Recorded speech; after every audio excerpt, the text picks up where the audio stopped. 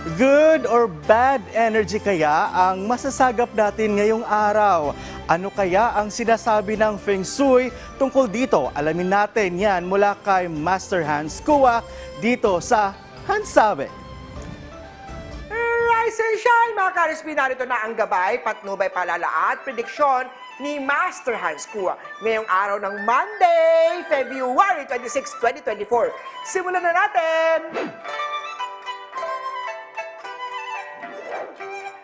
Para sa mga pinanganak ng Year of the Rat, hindi mo kailangan ma-pressure sa iyong ginagawa. Magkaroon ng tamang time management. Blue at 20 ang swerte kay Year of the Rat. Susunod naman tayo sa mga pinanganak ng Year of the Ox. May money luck star na nasa iyo. May dating katrabaho ang magiging loyal na customer mo. Brown at 7 ang swerte kay Year of the Ox. Conflict day sa mga Year of the Tiger, mahalaga sa iyo na laging may ginagawa at busy sa buhay. Minsan, i-treat at mag-relax naman sa sarili. Red at 11 ang swerte kay Year of the Tiger.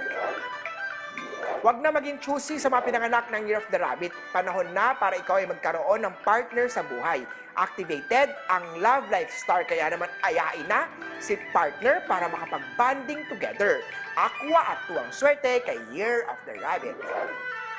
Happy Love Life Star naman sa mga Year of the Dragon, posible makilala mo na siya mula sa trabaho. Magiging business partner din kayo pero nasa iyo ang magiging desisyon.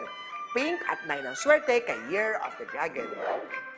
Eto naman, Year of the Snake, iwasan ang mga taong negative, mag-isip at puro salita at walang gawa. Iwasan din ang pangako na hindi kayang tuparin. White at 12 ang swerte kay Year of the Snake. Maraming negative star sa mga pinanganak ng Year of the Horse. Huwag basta iwanan ang mahalagang gamit kung ikaw ay aalis. Peach at 18 ang swerte kay Year of the Horse. Tayo maging masipag lang sa ginagawa dahil may magandang output mamaya. White at 4 ang swerte kay Year of the Goat.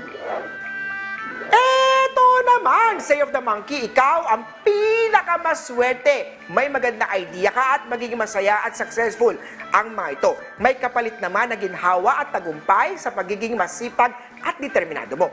Purple at 6 ang swerte kay Year of the Monkey. Sa mga rooster naman tayo, palagi isipin lagi ang gawa ng mabuti sa kapwa. Dapat din ay marunong lumingon sa pinanggalingan. Ingat naman tayo sa health, nasa iyo ang unhealthy star. Maroon at 17 ang swerte kay Year of the Rooster. Dako naman tayo sa mga pinanganak ng Year of the Dog. May money loss star, kaya naman posibleng hindi na magbayad ang mga umutang sa iyo. Pagdating naman sa business na pinaplano, magkakaroon ng problemang pinansyal.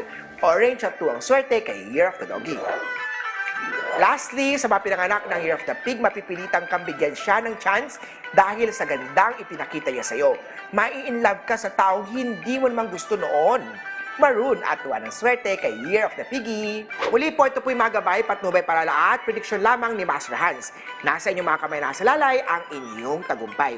Kaya always be positive at i-claim ang mga swerte, mga ka-RSP.